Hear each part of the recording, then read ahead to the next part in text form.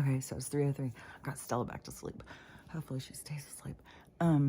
First, I've got to say a private message. Sorry, but I've got to, because I don't have any way to speak privately.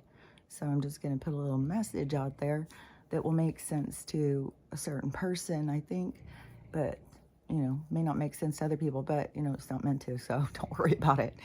But, oh my God, the hat and the hair. Oh my God. Oh, I wish I was in that bath. Oh. So, anyways, let's move on. There's so much, it's just getting so crazy with it's the people. See, that's what pay attention to what's going on. It's like the situations and the instances happening are to affect the person. So it is, and it's hard to explain if you can't see it, because everybody's so surface and they just don't see. They don't go deeper. They don't understand. It's like there's different stuff under the peel. Like, it's not the same as the peel. You guys are just keep focusing on the peel. I don't know. It's strange. Should we open it? I don't know. It's very strange. It's hard. It's rough. It's like, fucking open it. It's something good for you. So, but man, people, it was like Crystal. Like, guys, something you just are going to have to, like, I don't know really for sure what you're going through, but just, a couple of little things like that. When you're living with somebody who's purging out a lot of revenge and hate and anger, you just got to stay out of their way, kind of. If you really love them and you want to be there for them, just keep remembering this is a process. So, they got to process through it. And you can assist them, but with doing the work, just like it's like dropping seeds. Don't try and direct somebody into how they need to heal, what they need to focus on or anything. Like, I've tried that so much. It's hard to be a seer. It's hard to be able to see things that people don't see. And then you try and tell them, and it's like, they get mad, they get offended, they get upset. It's like, but it would help you. It's like, but it's not your business. And you know what's weird too? And I just got to say this because I've talked about it before. I talked about it years ago. And I said it's strange because if you think about a word, and I don't know if this is because that a word comes into us in a whole bunch of people at once or what. But I'll have this word and I'll suddenly just start saying it. And I noticed this when I was a kid. Because I would I don't know, I'm weird. I've always been weird. It's fine. I don't care. But, I wanted to have my own unique words that I used for things or something, because there would be some descriptor and I would think, well, I kind of like this word for it, but other people would never use it. They would never. So I would be like, well, I'm going to use this word. And so I would start using it. But then all of a sudden it was like fucking everybody was using it. It was on TV. It was everywhere. I'd be like, what the hell? This is weird. But I started noticing it. And I think I was like, I know I was still living with my mom because I kept test words out on her. And I would test this and I would say this word and she would always like, yeah. And the word at the time was grizzly. And I was using it in a different context that other people weren't using it. And so I would say it all the time, but I would say it in a different way. And then all of a sudden everybody was using it. Everything was grizzly and stuff. And I was like, God, that's so weird.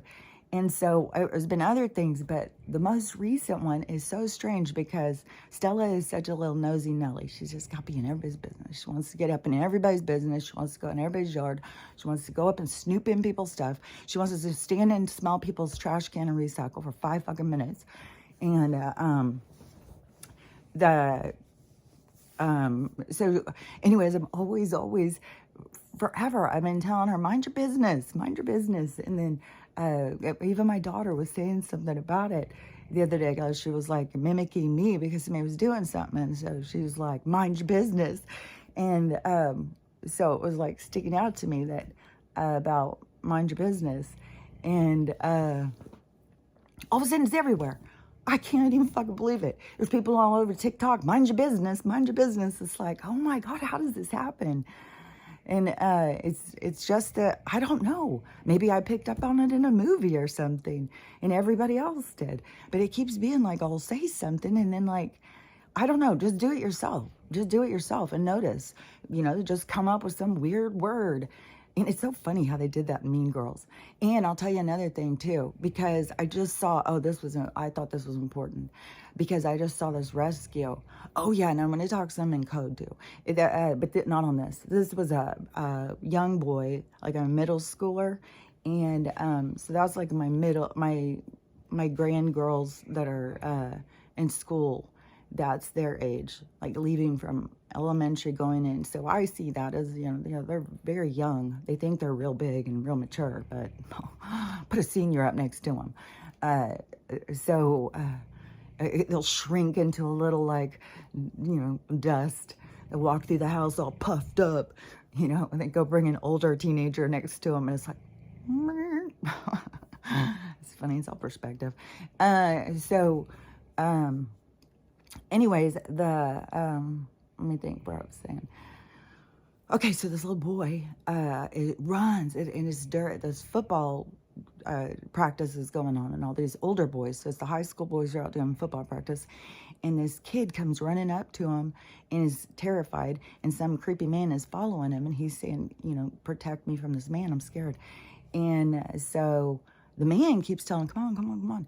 And all of the boys step in, and one of them heard him say, keep him away from me. I'm scared of him. He's creepy. He's weird. And so they all start stepping in. I think they may have even thrown some stones at him. I'm not sure, but they start going, like telling him, get the fuck out of here. And they start chasing him. Went down, got his license plate. He got arrested. I don't know what the outcome. I mean, that's a quick turnaround. It's like, oh, cool. Give us your card. Okay, we'll send you some. That's the situation we got going. Anyways, it's like they want to find out who else the creepers. Need the creepers, all the creepers, please gather. We've got extra jobs for you. We're on your side. Anyways, but when the news was talking to the boys, this is the part that I think is important, is when the news was talking to the boys and asking them, about this big hero thing that they just did and whatnot. And they said, well, you see it in the movies, and then you just do what you see in the movies.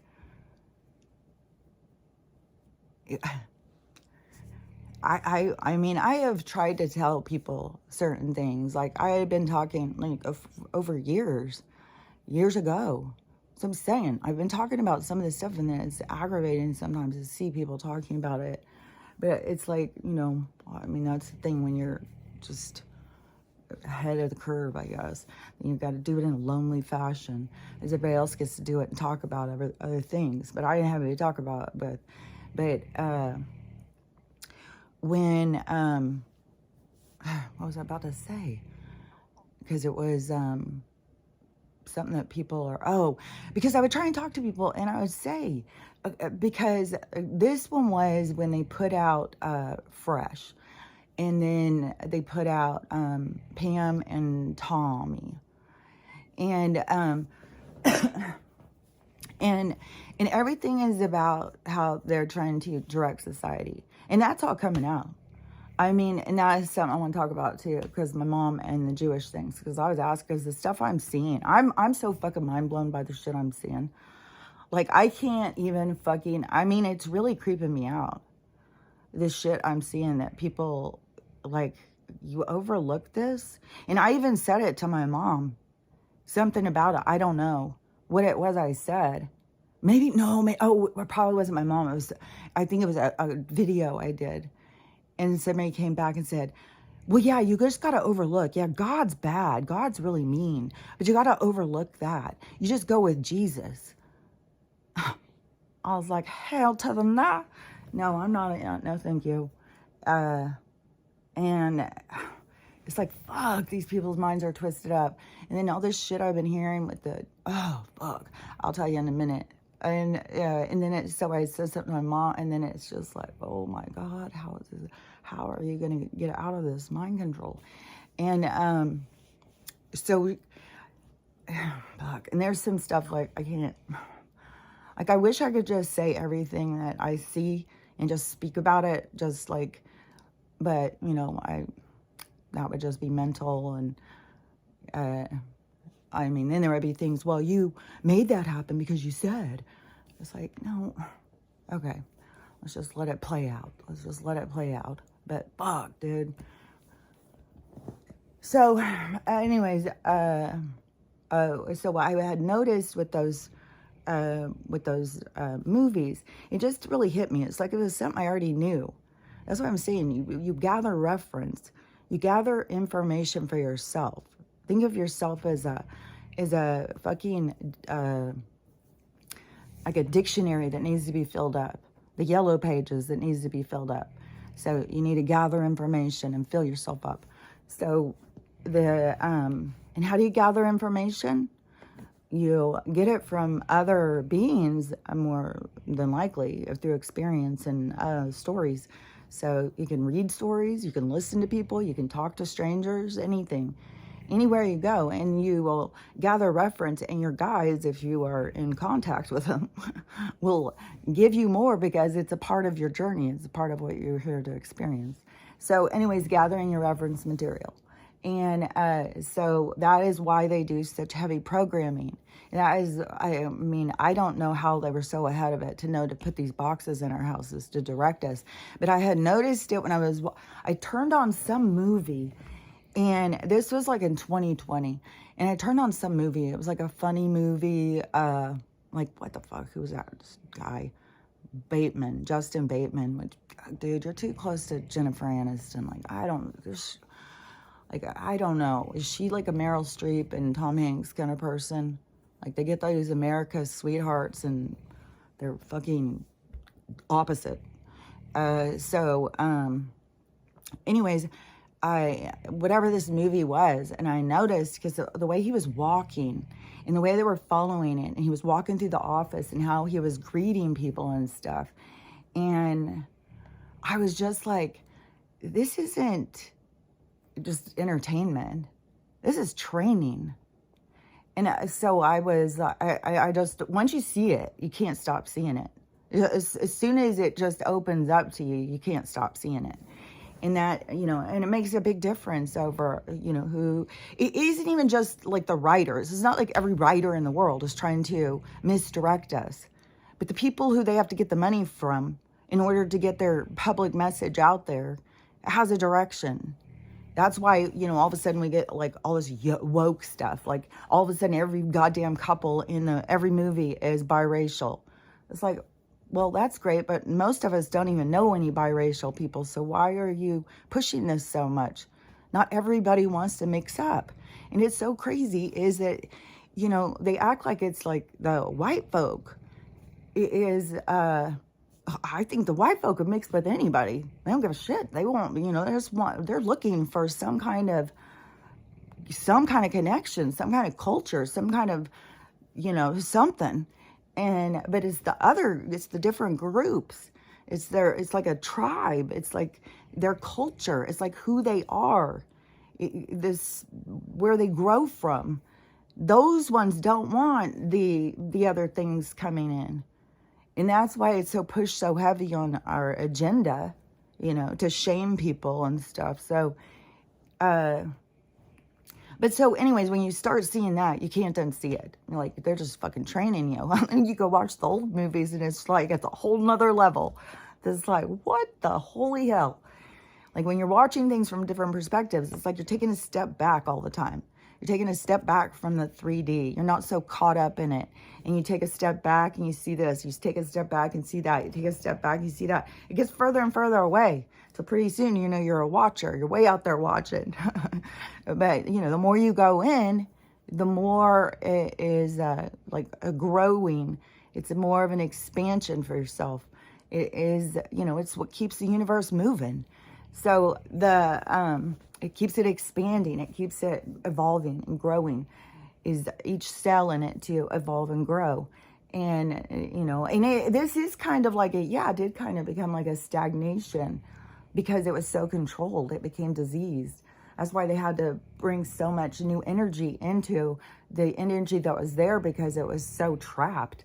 And so now we're in this this breaking it up or breaking up the energy. And it's fucking hard, because if you're one of the people who's in there to stir shit up, it's exhausting, you know? And it's hard. The hard thing is you're alone. You don't have people to talk to and, you know, talk about your experience. Like when you see people in hazard, oh, but you know, you don't have anybody to talk about it with. So,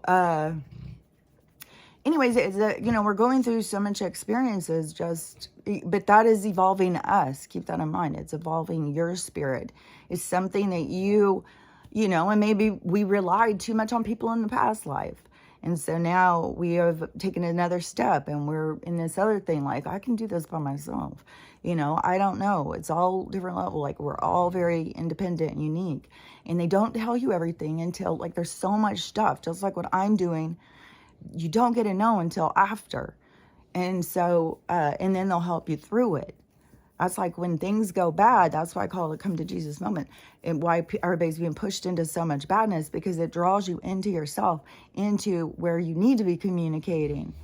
And so, but anyways, back on the programming thing, is I'm going to have to speed up a little bit on, not go too much. Like, I don't know if I'm just being too, like, beating it into your head or something. But so when I was noticing that with the programming, and then they put out this movie, it was a movie called Fresh, and they kept having the commercials on non-fucking stop, and it was this song that would be, I love the song that would come on, and so then I was like, oh, this is some bullshit, and I talked about this before when it was going on, but now we're going on 4 years. What the fuck? Like, I don't know what video that was. But, so now, when they put that out and they attached this song that I loved, and it was all about, cans of business, all about what we consume. And,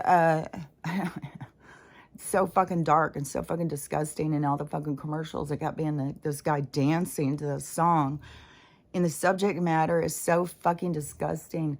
And I was like, this is programming. And then they put these songs in your head, and then these songs come on, and then your program runs. So it's all this mind control, and people don't even realize. And that's why, like, to me, what I was saying when they were doing those, because they even did that in Tommy and Pam, or whatever, Pam and Tommy, that movie. I know they do it in all movies, especially you go in and watch anything that's got horror, or anything where they put a lot of blood and sex. Not just killing. I mean, they've gone extreme now. I mean, they want to really, like, fuck, you try and watch a new movie and it's like, well, be prepared. So they'll stick songs in certain times, and so it will bring in, it's like puts in an image, it puts in a feeling, and so then they can pop that back up with using it. And it's kind of like all these musicians who wanted to get famous kind of sell out. Don't fucking sell your songs like that, Don't let them just take your songs. But they are so focused on becoming famous and having a lot of money that they're not noticing the fucking what's going on the other level. They're not stepping enough steps back. They're focused right up here.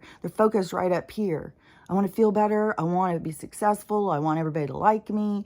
So they're way up here. And they haven't stepped back. So they haven't seen, what's going on.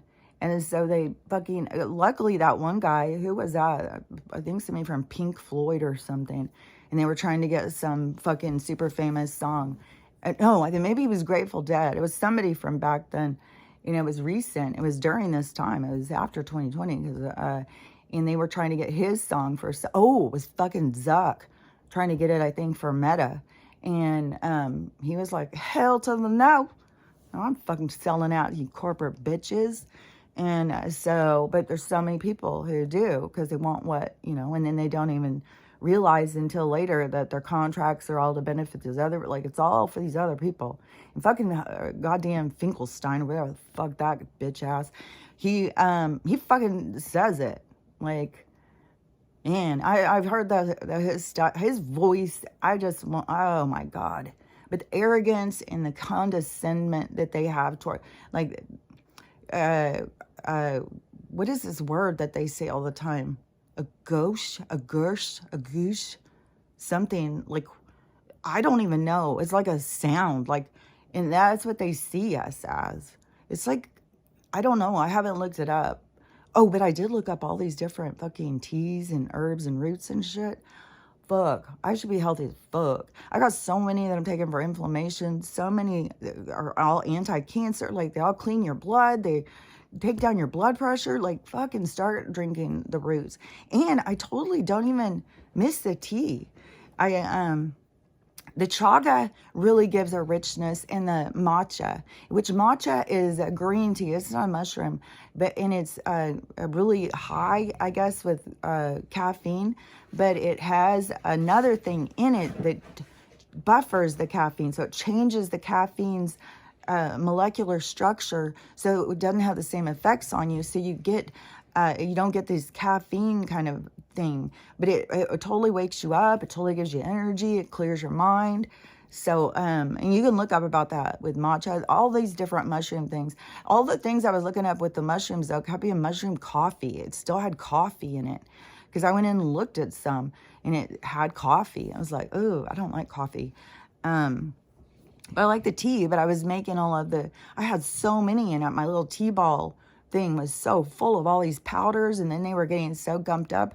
So now I'm putting the powders in and then dissolving them and seeing. So this is my first time to do this, but fuck, all those, and I don't know how long. I'm sure like by next year, like I think you see changes as it goes, but I'm sure by next year it's going to have made a huge impact on my health. And it probably is helping. Like, if I wasn't doing any of this stuff, if I was still just eating, I don't even know. I mean, I haven't eaten processed, like boxed food in a long time.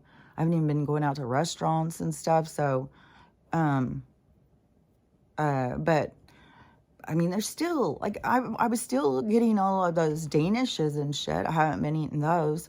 I've been baking them, which my oven won't work. The dryer won't work. I had to have a load of, like, my pajama pants that I like to wear. I had to have a load of those. Took like 8 hours to dry. And it was like 4 pairs of pants. And a couple of t-shirts. And I didn't even put the hand towels in with it. And so, because that would have taken way longer.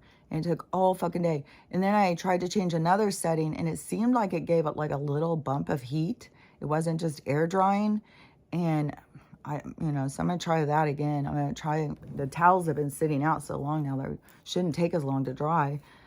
But in the oven, there's no the oven won't work. And then the heater, it'll just randomly start blowing out cold as fuck air. It's like it's fucking cold, and all of a sudden you'll feel like, God, it's getting colder and colder. And then you go up and feeling it's like blasting. So I don't know. I don't know if it's something with this goddamn meter thing, if it's like some sort of punishment. Well, we're just not gonna give her enough power to power this stuff. Like I don't even know. I just can't imagine all my shit breaking at once. But like I said, this is where we're at in this process. Things are falling apart. They're meant to fall apart. And then as things fall apart, though, keep in mind that when things start falling apart, just start watching for doors to open, because that means, the change is coming. There's something that is in movement. So don't feel like, well, you're just losing things. Poor you. Think, okay, this part's closing up shop. We're gonna have to move across the street. So let's see what's open. Let's see. And you'll find something will open up to you, and it will take you in a direction that you're meant to go. But that's where you got to learn to have faith and learn to relax. And, like what I have to do after seeing that picture, the fucking breathing techniques and shit. Like, you got to use your, you gotta find what can calm you down. So, Okay, did I finish that about the, um, okay, the songs and then planting, and then they do it with these popular songs, and then, because on the Pam and Tommy thing, it was like totally hardcore sex stuff. And they're trying to, keep everybody, disconnected from everybody else, keep, real blood, and so, like, that doesn't bother you. And you, the desire to have that hardcore sex that somebody else is having on this movie. That, like, if we saw, and then that whole thing, it was like a, it just is, it's just a whole nother level when you see, like, what they're doing. It just is like, damn. But then when you see, like, the people just accept it and accept it and accept it, it's like, well, they have to learn. They have to see. You can't shame them, but fuck. I guess this is pushing every hair on my judgmental head. Like, I'll tell you. It's like, calm down, Kelly. Like, oh. So, I know that's what I'm supposed to be working on, is the, oh, my Lord. So, and this, oh, my God. I mean, I didn't even, now TikTok took away my ability to comment. They don't let me comment. And so I can't even go on and say some stuff, but oh my God, I can't even, it's so fucking crazy. And people are just like going, it's like scattered, man. Because some people are going so much more deep in. I've seen some people humble themselves and apologize. I've seen, it's just like everything. Because it's an individual thing, like, it is your opportunity to look at yourself. But they keep you looking at all these other things. But that is the light part of it.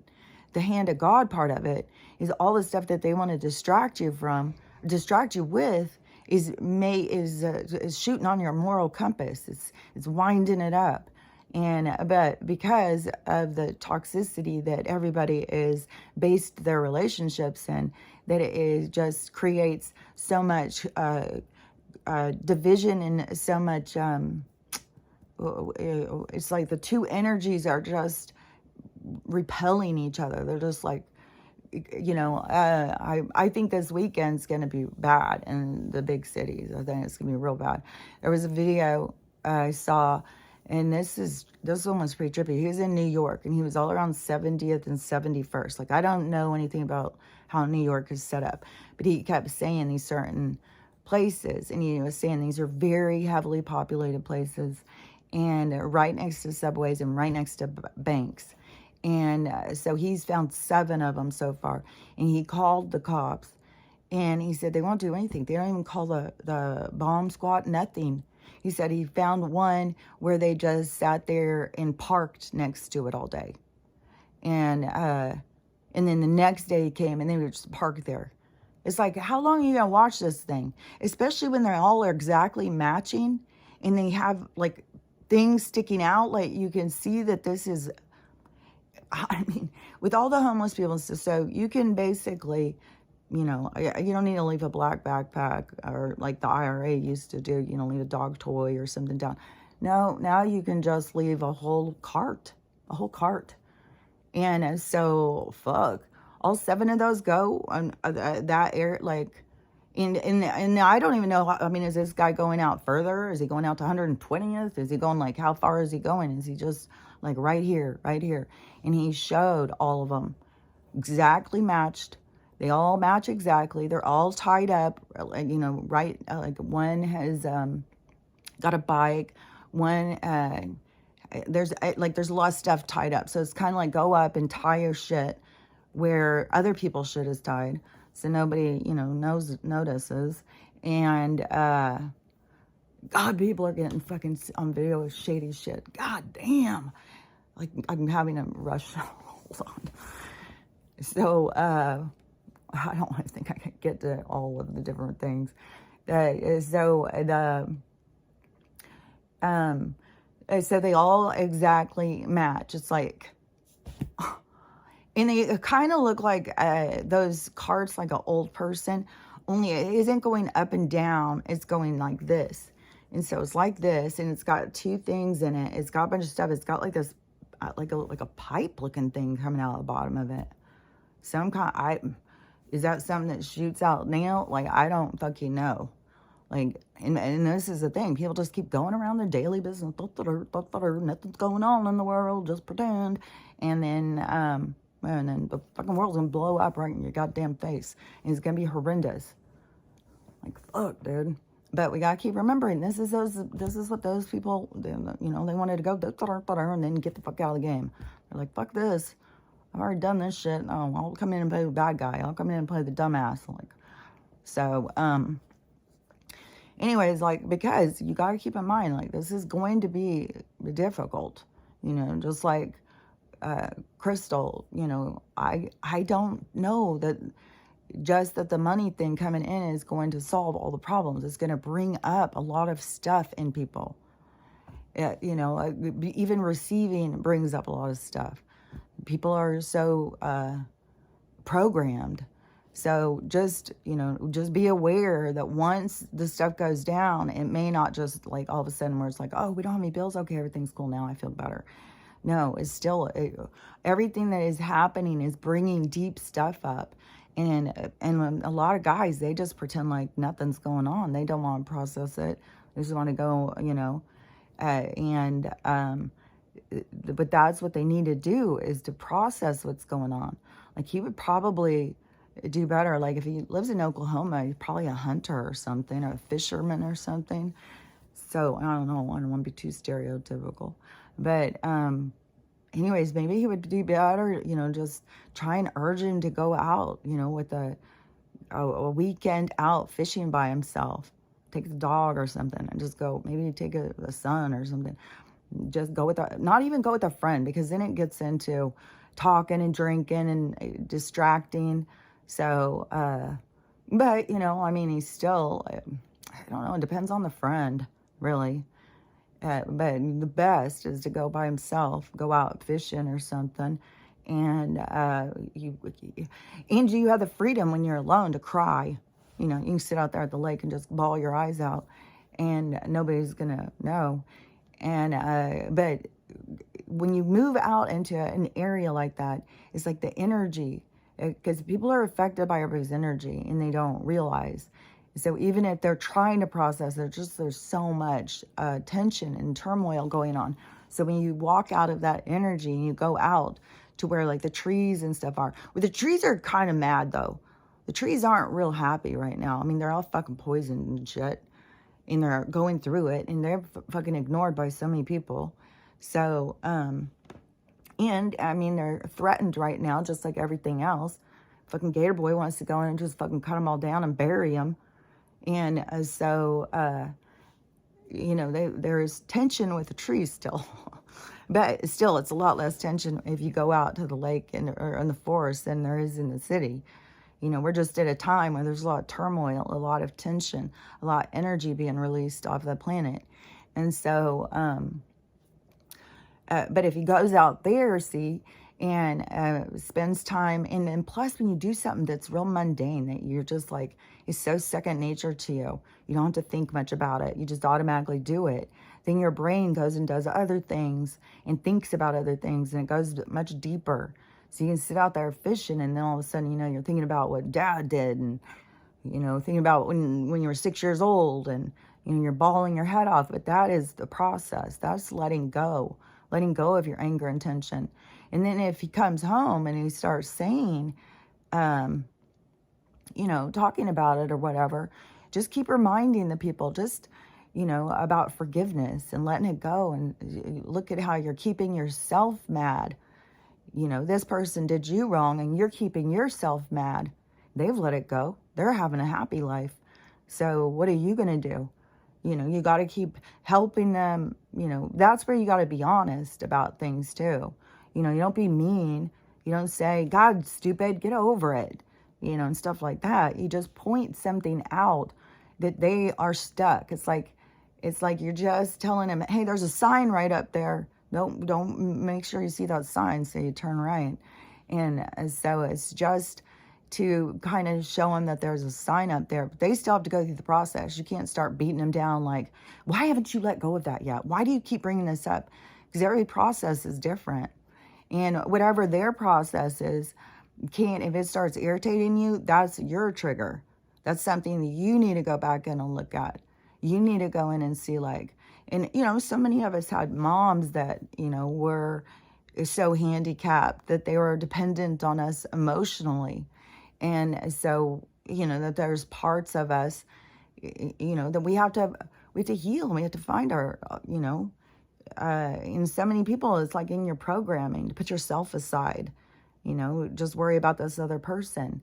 And so then going through your life and doing that, it just beats you down and drains you, drags you to the bottom of the ocean. So you got to, start caring about yourself, inflate yourself, start taking care of yourself, doing things for you, and stop feeling like, that you have to, save your mom or save your dad or whatever. Like, to me, for sure, my dad he was such a huge draw on me emotionally when I was growing up, because he was always in crisis. He was always drunk. And then plus he was perving. And so he was always in a crisis. I swear to God, I can't even tell you how many fucking nights he'd be sitting up there just, oh, well, Kelly, I tell you, I can't do it anymore. Can't do it. I gotta, and I'd sit there and talk to him for hours, trying to help him make a new life plan, help him see the light. And then it would always, by morning, it was just like, where's the vodka? Every time. It was never, and it was draining. And I always felt like this, I always felt hope for him. But I don't know, he was somebody who was put there to help me become who I am. Those challenges, everything all the challenges that he brought. And at the same time, have this, they got divorced when I was 16, so it was like, before that, she was just like some sort of a ghost. It's like, I try and go back and see, like, even go back to, like, everything and everyone always stands out more than her. She's always, and then when she was, like, when you were in that same thing, it was like her anger and resentment towards me or something, because you gotta remember, I was also, abortion pill survivor, so, but, she thinks that she was really excited and really happy, and she got pregnant right away again, right after they got married. But, I think she wanted to play with dolls, but she didn't want the dolls to need to be changed or want something from her. That was kind of, and that makes sense when you're a kid. Like, yeah, don't stop wanting something from me. I get so irritated with Stella when it's just like nonstop. You need this, you need that. And now, and every fucking time I'll sit down, it's like, you go over, hit the bells, go over and cry, go over and, it's like, oh my God. And so I can totally get, being 6, like, that's why you got to find your forgiveness. You can't hold on to it. Whatever was broken in my dad, Jesus Christ, he was relying on like a 14-year-old to try and counsel him through life. So it was like, he was struggling and didn't know what to do. He was lost. And, and he went in dark places to find himself. But, he had that, the darkness was very attached to him. This was trippy too. I just watched this out of the blue yesterday. I was really torn while I was watching. I was like, what in the hell? I even was like, this doesn't even make sense. It was this O.J. Simpson murder story. Amina Servari is Nicole Brown Simpson. And my ex, the one that raised the kids with me, he was, he made pools for movie stars and stuff in California. And he did OJ's pool at that house. And so he was a big basketball star, my ex. So not just in school, he didn't go and do it in college and NBA and stuff. But so but he was always in the newspaper and stuff like that. You know, he was like, but the thing is he was way more developed than the other boys. And it was probably because they say stress will cause the ones to become more developed. Because remember a couple months ago when I was talking about those boys that were like at the end of the year when they went to you know how they have the big thing for all the students to go to the amusement park together for the senior thing, and all the seniors from all the schools come. And these kids from the suburbs were talking about the inner city kids that were like fucking men. And so he was like that. He was like a man in school. But he had a really hard, stressful life that he, you know, I think he hides from it or something. But, you know, everything's like pushing right now, like whatever you've been hiding from is going to be coming to the surface. So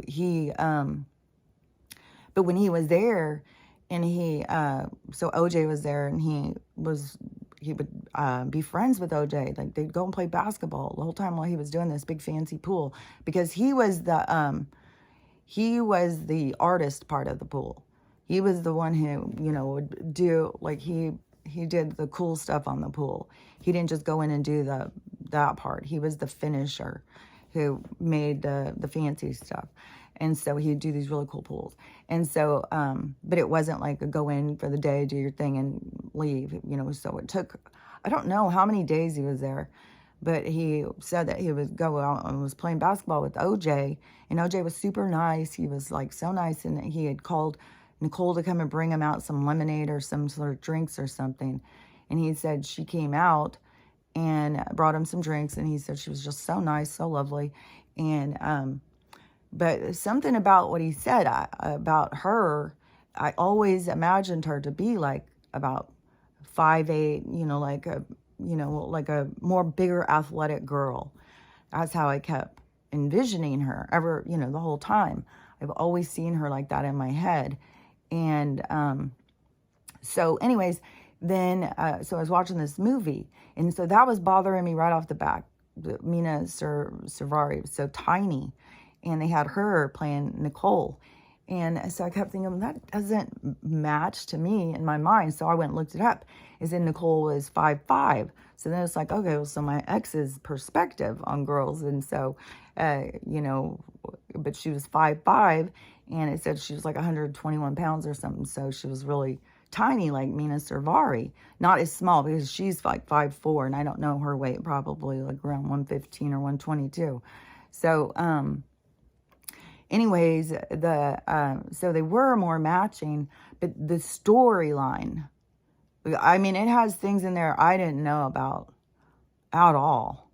Like, and there's something real twisted that is like a supernatural kind of thing at the, so, fuck, I don't know. It's weird. And I don't know where all this information came from. At the end, it shows an interview that they did with OJ, where supposedly he said what happened. And I don't know if this is the story, because at the end, they have him do that little interview, and he says some stuff that was all in the thing. And I was like, fuck. So, I mean, and it's not like, oh, yeah, get back into the OJ thing or something. But the thing that got me was how they were trying to be like, this guy, Charlie, is a demon that lives in this other guy. There's so many twisted, weird shit in it. Like, I was like, fuck, this is weird. And then I think that there's evidence that shows that there was two people, like, I don't know, like, you know, I'm not going to get all back into it or whatever, but, you know, this whole thing about Charlie, this is what I'm saying, is about the dark energy. And if, you know, if this person is real or whatever, this, I mean, and they kept bringing up stuff like news things. There was a serial killer going on at the same time that was killing joggers. And her neighbor had gone missing. And she didn't even know her neighbor was missing. And the guy was over there. And so she just invited him in to come over and paint her house. And so And then I was like, I don't know if she was really like this. I don't know if she was really. That's where I was watching it and going like, are they just trying to make her into be some big slut or something? Like, what are they trying to say here? And so that's where I kept being like, fuck, what? But then when you get to the end, you see the twist of like what they're saying.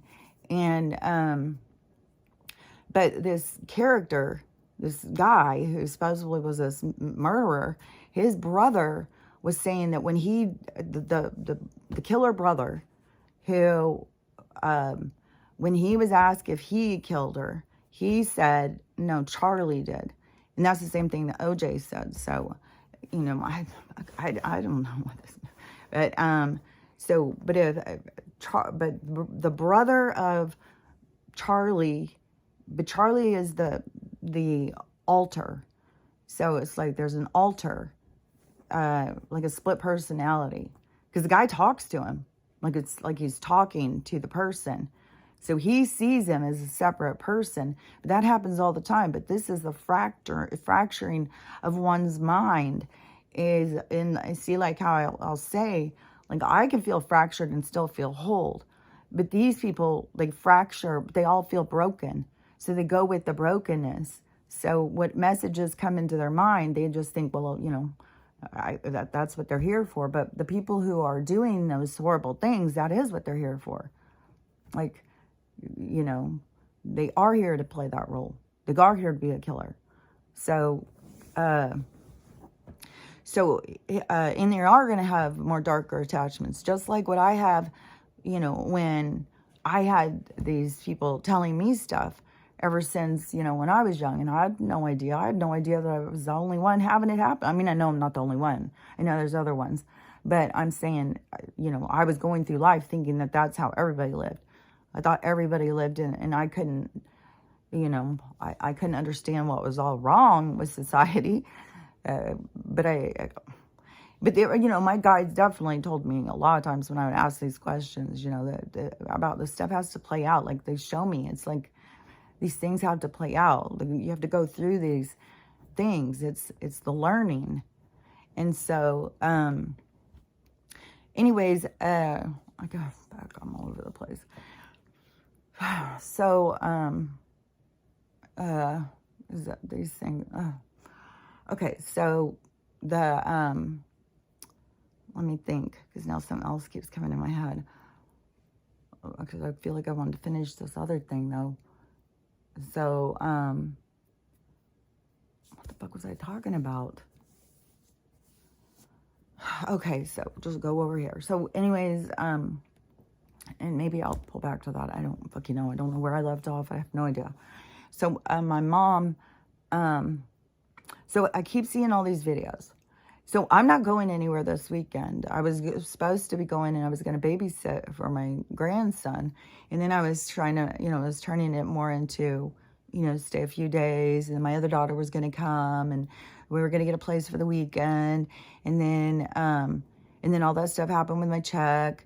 And then, I couldn't get access to my card. They fucking took my card. They, all the stuff that was going on. So then finally, and we kept looking at the rooms and stuff, that finally, my thing came. And so then we could get the room. And so I went on to look, and I knew ahead of time. They'd already told me, and they kept sending me these certain messages. Those messages keep popping up and stuff. And so it was like, it was weird. And people were taking it like my one daughter said, that they had to move their living room around, and the dogs weren't allowed now into the part between the couch and the TV.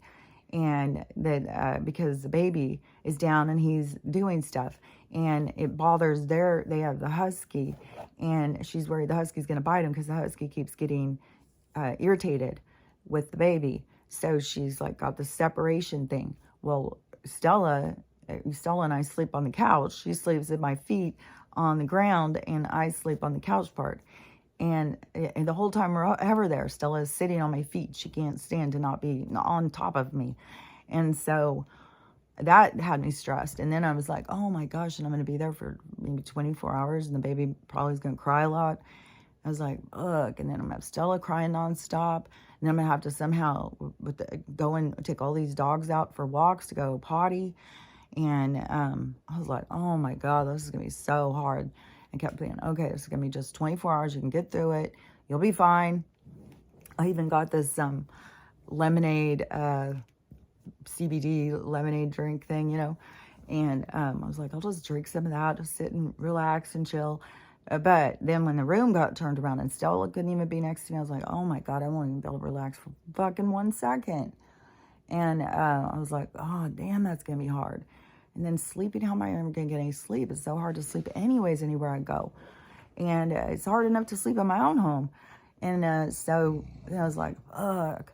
And so the way it was hitting me was just like, you're not welcome. You're not welcome. We don't really have room for you. We just need, you know.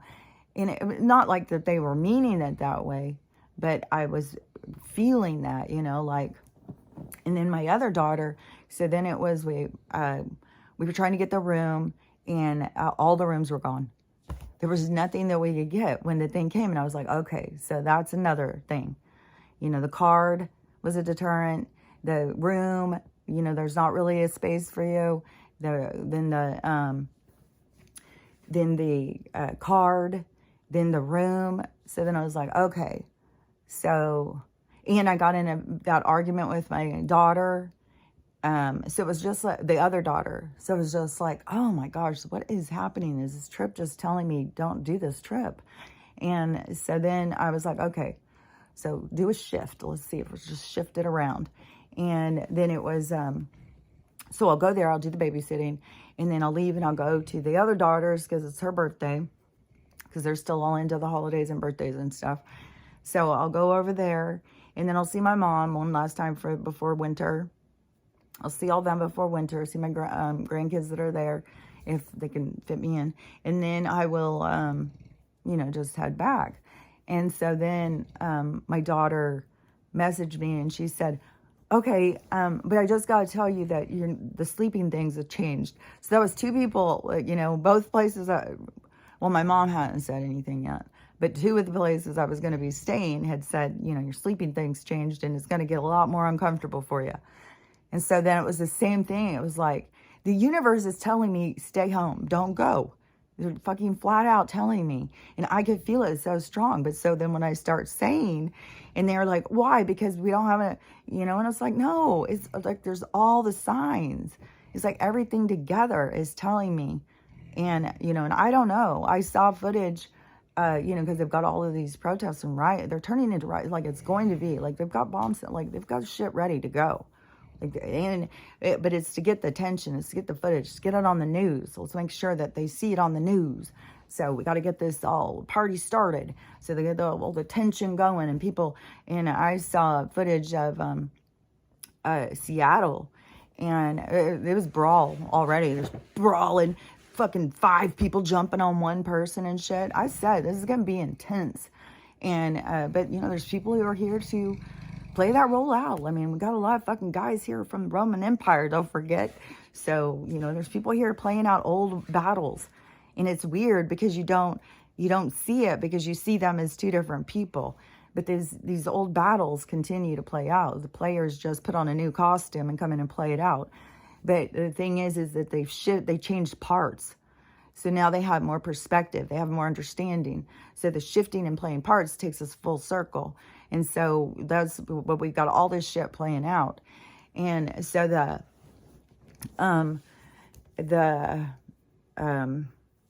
okay, wait a second, guys, let me think. I have this other guy's name coming in my head so hard now. So does that mean I'm finished with that part? Okay. So, okay, yeah, okay, so the signs, and then, but see those, like I can hear things, and I feel like I'm communicating with people all the time. And that is one of the things where she even was talking about the gifted part. Like we always think we're communicating with telepathy all the time.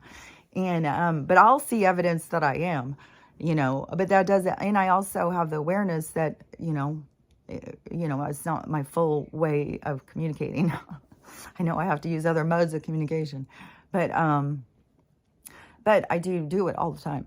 And I do have conversations where I feel like I can pick up. And I knew that as soon as my daughter had told me that she moved the room around, I knew that she felt tension telling me, like she was already had her, like, this is the, I mean, so that is where I'm saying how we set our perspective. But it's also a part of our lessons. So it's supposed to set the way it sets. But we all have a set. We can't assume because somebody does something that they intentionally do it the way that we perceive it. Our perception is for us. It's for us to get what we came for out of the situation, out of the experience. So you have to, it's always about going deeper into yourself, into all understandings. So anyways, okay, so whatever I was talking about over there. But, oh yeah, okay, so the trip thing and the signs. Oh yeah, okay, so yeah, but I knew that she was feeling that. So then, days later when I say, oh, well, I mean, there's just the signs. And she already knew I had a problem with the cards. She already knew I had a problem with the rooms, that this was something that was ongoing. And I had started telling her early on in the week, I don't know what's going on with the card. This is turning into a situation. And so, I had already said all that stuff through the week. But then when I had said yesterday, I don't know, I think I may just come over and babysit real quick and go home. And she was like, well, you don't have to. I can get his dad to come.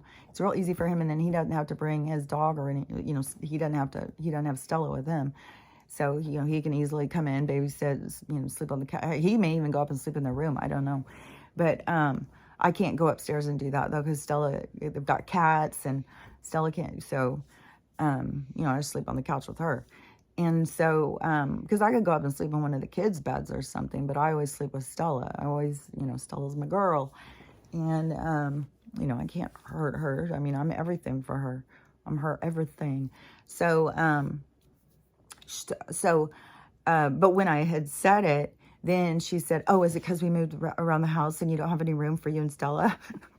And I said, well, no, that's a part of it. Of course, that's an obstacle, but that's not it. There's just every sign is coming at me. And I told her, but, I knew from the moment she said it, I knew that was really her being even vulnerable. And sometimes when people are vulnerable, that they can, be a little, out, kind of choppy. And so keep that in mind when you feel like someone's like, to just be like, oh, they're feeling very vulnerable right now. I didn't even say anything when she said that about the room thing. I just didn't say anything. And I said something about, she sent me some pictures and I looked at the pictures and I was just like, fuck, Stella's going to be reversing it all, like, oh my God, this is going to be hard. And then the room that they mostly have access to is like the kitchen and the dining room. Is like, that's the dog's area. They don't have a yard or anything. I was like, fuck, 3 dogs and oh my God. So, and to me, with both my daughters, I just keep thinking, I've got to get them a house. When shit starts moving, I've told them both, I want to get a house, but see, I don't need to just get me a house because I'm not going to be there all the time. I don't plan on staying there year round. It's, but when I come and I want to be there and visit, I want to have my own little spot. And so I was like, I'll, get a house, but I would rather have like a little guest house out back. You guys live in the house, and because they all need bigger spaces. Like they have people, just families trying to, live in spaces that are too small for them. But, that is what they've done to the people in poorer communities for so long.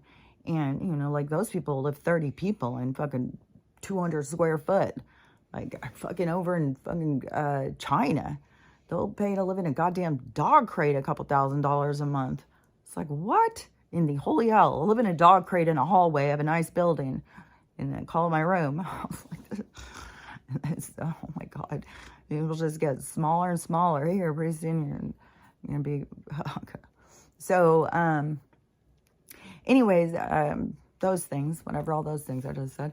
And, but I had already also had it on my mind, like, fuck, this is going and hanging out with my mom right now, right? You know, when we're on the edge of the rapture, that's going to be intense because, you know, she's all in. And so I was, it's like everything that I say to her, I swear, I can't think of the conversations, but it just seems like it always circles into Jesus. And, I think, I don't know. I'm always the doomsdayer. The ceiling's falling in on this person in the family. Always happen. That's why I'm a weirdo. I pay too much attention to things that nobody pays attention to. Why do you care? Why do you pay attention? Because that's what I'm supposed to do. And so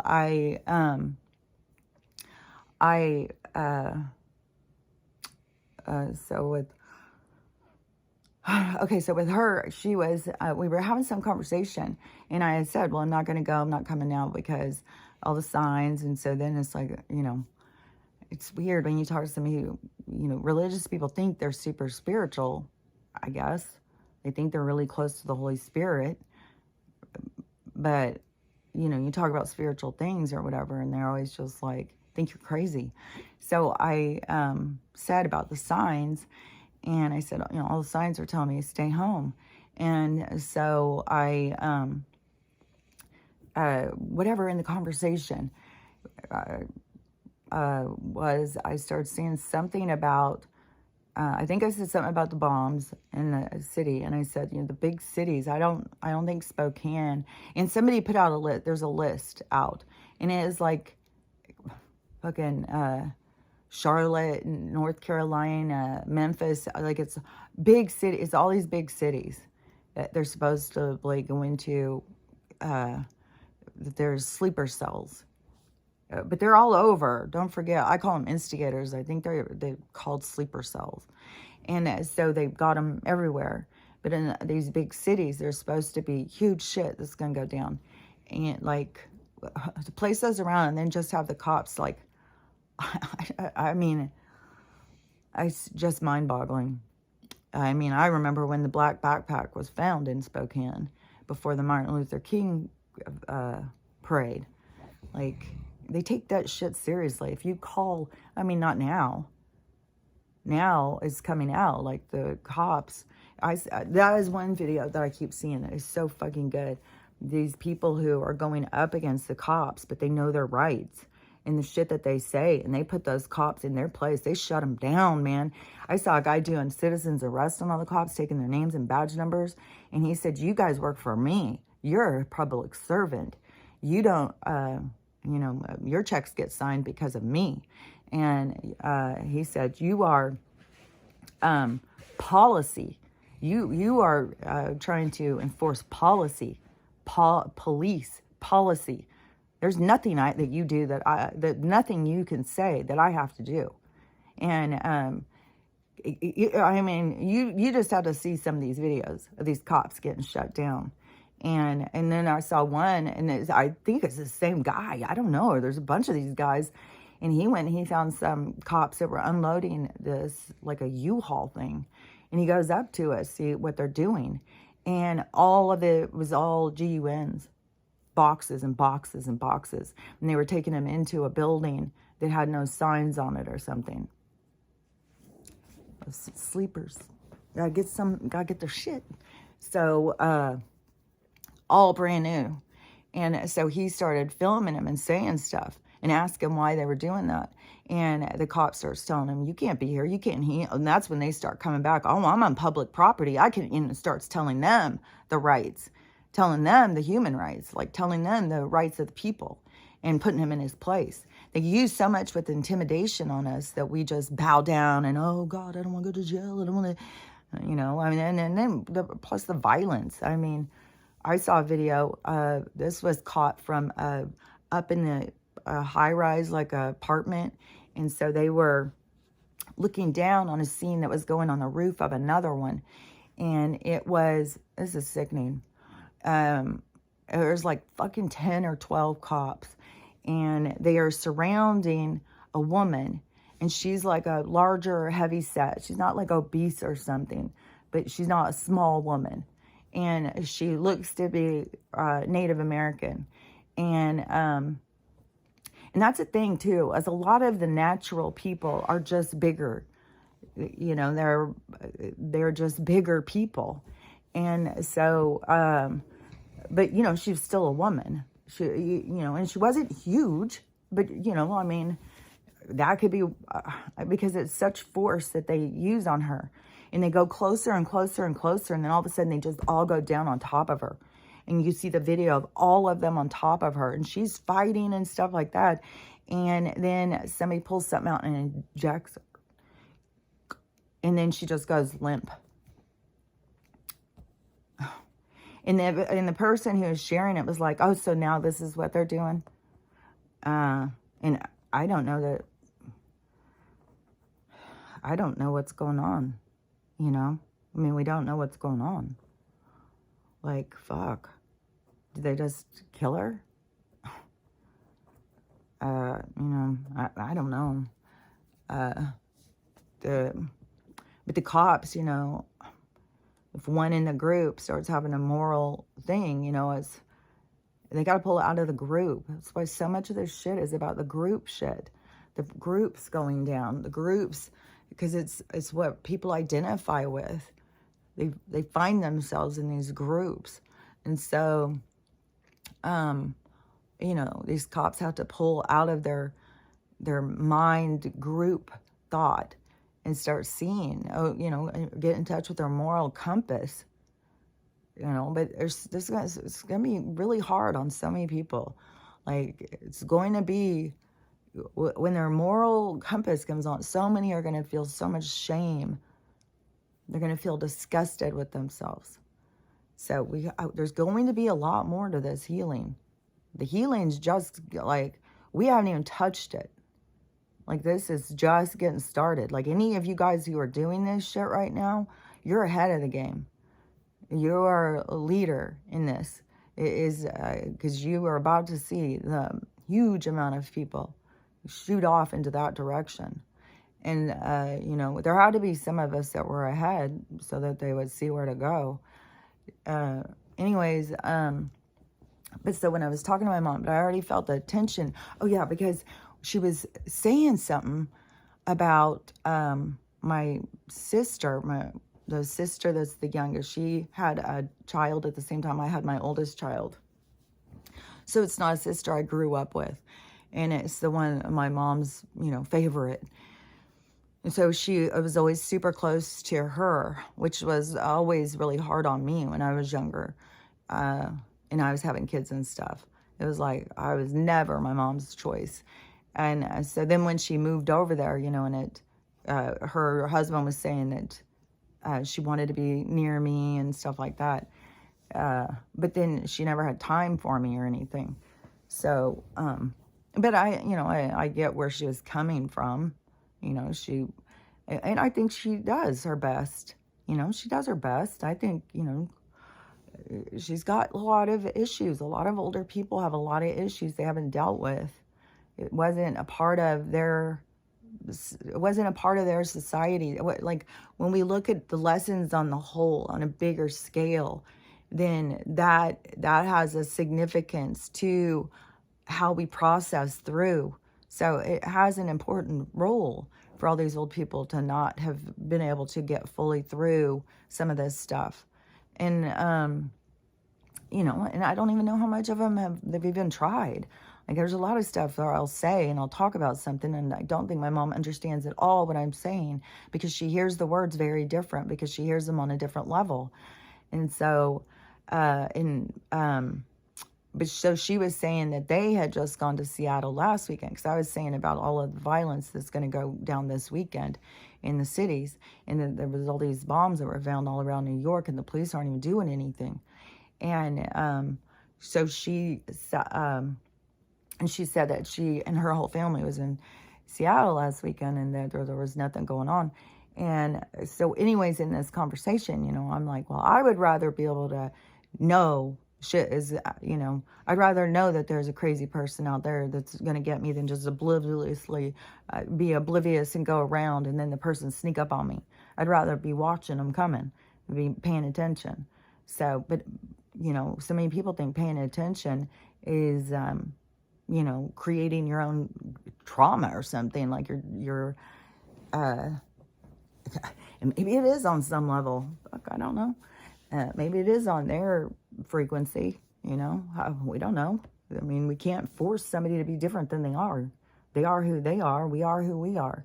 And so and it's about, accepting. So, whatever, we're all on different wavelengths. We see things and we process things differently. So, she was saying, oh man, my butt's getting sore. I always like when it starts getting really sore and I look up and see it's always like right after an hour. It's like, fuck. So anyways, so whatever she was saying about that they were there and, everything was fine and stuff like that. And I said, yeah, everything's going to be fine until it blows up right in front of you. It's like, nothing's fine. What the fuck are you talking about? Fucking whole world is blowing up and people are just going around like, yeah, it's okay. I wouldn't, it's like, fuck, dude. And so, I just have a different approach. But it's like when people talk to me, they're always trying to make sure, I feel like put me in my place of knowing like, you're just worrying. You're just going and looking for problems. You're just worrying about stuff. When it happens right here, we'll worry about it. And it's like, okay, well, I would be the person on the ship who was up at the top of the pole, who was looking way out there to see what was up ahead. Y'all can sit down here on the deck and wait till the storm hits you, but I'm watching. So y'all do you. And so anyways, I wasn't saying it, like that, but I was definitely my things that I was saying, my attitude, I think showed. And I said something, she goes, well, I'd rather just not know about this stuff. And I said, well, that's fear. And so then she goes, yeah, you're right. It is. And I was like, well, that's why there's faith. And so then it's like, so when I say things that to her are religious things, I think it messes with her head. Like if she thinks I'm trying to compete with her, I'm trying to steal her religious terms or something. It's like, no, that's not what I'm doing. You're being misled. And but I knew that if I went there, that there was going to definitely be, because this has been for my whole life. This, Jesus has become between me and my mom. God stood between me and my mom my whole life. Her God is, who she worships isn't who I worship. And so, so she, in this conversation, I said something, because I wanted to ask her a question. So I said, I'm just wondering, as a Christian, what is your feeling about the blues? The rhyme with that, because you're not allowed to say this. You're not allowed to, it's a crime. It's a crime to say anything about those people. So we'll just call them the blues. And so I said, what is your feeling about them? And like as Christians, like what do Christians think about them? And so then when she told me, it was a long fucking thing too. It was a long fucking thing. And I was just like, fuck, dude. Fucking hell. So, because during the daytime, I had seen several videos, like seeing all these videos of people telling about all sorts of stuff about the Bible, religion, about how it was started, who started it, when the Bible came, like all these different research people out there just researching the fuck out all this shit. And you see all of their stuff. And, and always just like put it in your pocket, just keep on gathering information and always look for, ley lines, look for crossover. And so there was a bunch where the blues, they're talking to the blues all over the place. Like there's so much of this fighting and stuff. And to me, there's extremists and there's regular people and there's everything in between. And but we can't base the 75% of the people on the extremist. Like most people are like the people everywhere, or just want to go to work, live their life, don't want to worry about this shit, don't want to pay attention to it, just want to go out and go do a fun thing. I just want to go to a restaurant, So that's the majority of people. They don't want to fucking go and slaughter people and take their homes and shit. They just want to fucking home and just have their families. And so, we got to keep that in mind. Because there is other people besides me who are saying now, like, these few, I guess that because of the first month of the year, 6th day, that has got so much people, it's brought up so much in people. And I've seen people saying, like, you guys are out there saying, arrest them, you arrested them, arrest these ones and stuff like that. It's like, what is wrong with you guys? We're talking about human rights here. Like, no, we gotta be saying, let those other ones out. This is bullshit. And, but stand up for these ones' rights. Don't just every single person who goes in there, just put them up, put them in jail, put them in, we've set a tone now. Everyone, put them in jail too. Fuck them, instead of being like, fuck this. We've got rights. We can do whatever the fuck we want. This is our house. You fucking fuck off. And I was in Olympia, at one of the stand-in things. And I remember what we were the reason I wanted to talk to the senators was over the House and the banking loans. I don't remember what the big thing, the majority thing, like all the different people had different things that they wanted to talk to the senators about. But the overall group that supposedly is, for the people to stand up to the politicians. There's all these groups that do that, which it's probably a facade as well. And but I don't remember what they were protesting about. It was huge, though. It was huge. It was people all outside. It was huge. And there was a stand-in thing. And then there was all this talk of, well, we were going to get arrested or something. I don't remember, but I've been at one of those before. And it is very much like, this is our fucking, like, fuck off, you people. These people who go into these public servant jobs who think like they're in fucking charge of us. That's like, your butler, your maid telling you they're in charge. I was like, fuck off. And I don't mean that on like a social status kind of thing. I'm talking about position. Like, they are not in the position to tell us. We are telling them, and they keep telling us. And so that's why everything has to switch. And it's switching. It's publicly switching. Like, you catch those videos, you see it. And so when I've seen these videos where they're also talking to these blues, that they are, it's weird. Smurfs just came into my head because there's so much stuff with people talking about Smurfs. There's, I don't know. The Smurfs, I think, is some sort of representation of something. But and I used to have all of them. I was a mad Smurf person. I had a whole fucking Smurf village set up for my kids. I made a whole, like, Smurf land. I loved those guys, the Smurfs. I used to watch them all the time. And then when they started putting out their little people, I bought them all. I made a whole little Smurf town for my kids to play with. So, anyways, I always thought there was some, magical thing about the Smurfs. But there's some sort of, like how Pinocchio, the Wizard of Oz, is something about the Smurfs. So, anyways, but the blues, it just is like, okay, so I wonder if it has something to do with that story, how that just popped into my head like that.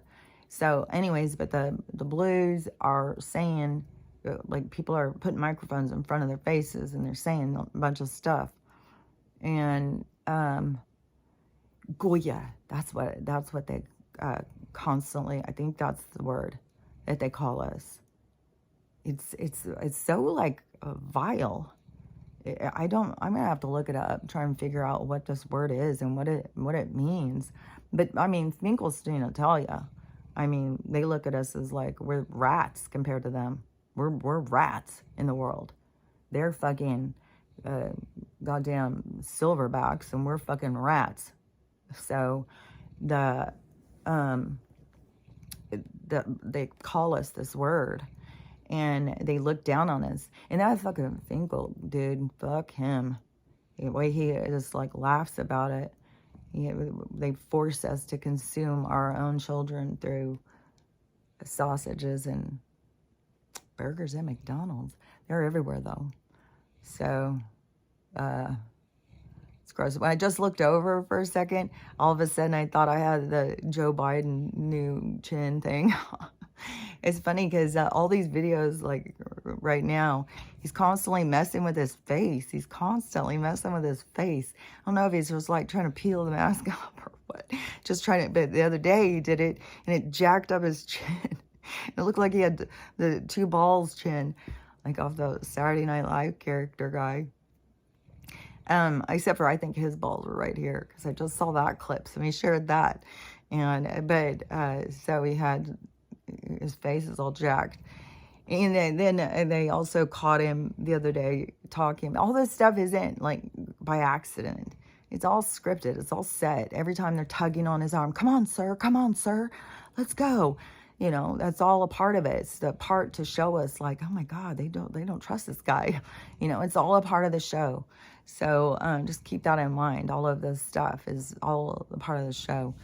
And, but, you know, they do have, there is a certain thing, like 100%, it's going to come out. I'm not, and again, I'm not saying that all blues are bad guys. They're just like all of us. There's good and bad in all of us. But there's a huge group of the bad guys that are the blues. And they run the media, they run Hollywood, they run everything. They own the corporations. Like these people, like if we went through, like people are always going and they're finding, you know, these CEOs and this guy is in charge of this and in charge of this. What are their big things? Their foundations and shit. Their foundations is how they move stuff around. And so, you know, they're always showing all of these people and they're on this one and they're on this one and they're also in this one and they go to these parties and all that stuff. But, you know, I don't know. Is anybody looking up where their affiliations are on who they worship? Because, and there's this whole big thing that keeps being so talked about with, I'm just going to spell it because I'm sure there's words that are just, I'm probably saying some already. You gotta be so careful. But the ZION, that there's so much about that. So there's like the extremist and like there's all these, just even with the Catholics, because when I was living in the house where I raised the kids with my ex, we were up on this hill where there was this Catholic church. Even Mel Gibson had been there. It was, but this is where I started finding out more about this because I just thought all Catholics, you know, there's all Catholics. No, there's degrees in all these different things. There's degrees. And so this, where I was an extremist of this Catholic. And they had a whole cemetery there and all people would go there. I know a huge group of people who went there and did a seance kind of thing. And they all saw these green eyes. And they, the green eyes were doing something. They all, you know, were running from the green eyes. And then as they all start going, they all got hit with this really strong energy that it took them like a year of a deep depression to get rid of it. Those attachments, man, those attachments are fucking, and that is what I was saying too with that Charlie guy. Like he's given the attachment a whole life of its own, but he's there to play a part. But the more you give those attachments life, the more you give them, like, listen to them. with their dark fucking messages. You know, go kill somebody. You're going to feel so much better. Yeah. Don't do the shit that they say. Any of their fucking stuff. Stop and question yourself and all the things that they tell you. Every message that comes in your mind, stop and think about it. Where did that come from? You know, start noticing. And so, with my mom, and I had said, you know, because all of these things were saying, like, the blues hate the Christians, but the Christians worship the blues because that is Jesus. This is one of them, or some fucking. It's so fucking. I mean, it's so twisted. I would have to read the whole thing. But I was putting it together with all these different things I was hearing from the different groups. And, you know, the Goy, whatever the fuck they call us, you know, the garbage people, that, you know, it's like a joke to them. It's like a dangling a carrot. Like, let's see how far we can get them to jump. That it's like a dog trying to teach your dog tricks. And that's how they, you know, look at these people who worship them. And so I was just like, and then she says something else about, you know, the rapture and what's going to happen and how God, whatever, with these people and blah, blah, blah. It's like, dude, they wrote the motherfucking book. Fuck. Of course they want you to worship them. Of course they want you to fucking think that they're the ones and you're not allowed to say anything bad about them and shit. It's like, fuck, Mom. How fucking dark do you have to go to, god damn. I didn't say that, but that's my feeling. It's like, fuck, dude. You sit here thinking I'm talking to demons and you're fucking reading books and people don't realize, like, you're putting that energy into that darkness. Like, through religion. They power the fucking dark through religion. And these religious people, and my mom is just like, you know, like, I'm just you wait and see, Kelly, what's about to go down. Jesus is about to make his entrance, and this is gonna, you know, and all this stuff. I'm just like, well, we'll see. Yes, we will. It's like, fuck, Mom, I fucking hope that you're gonna. I swear to God, I don't know how she's gonna get over it. I like so many religious people. Like, I don't know how they're so fucking locked in.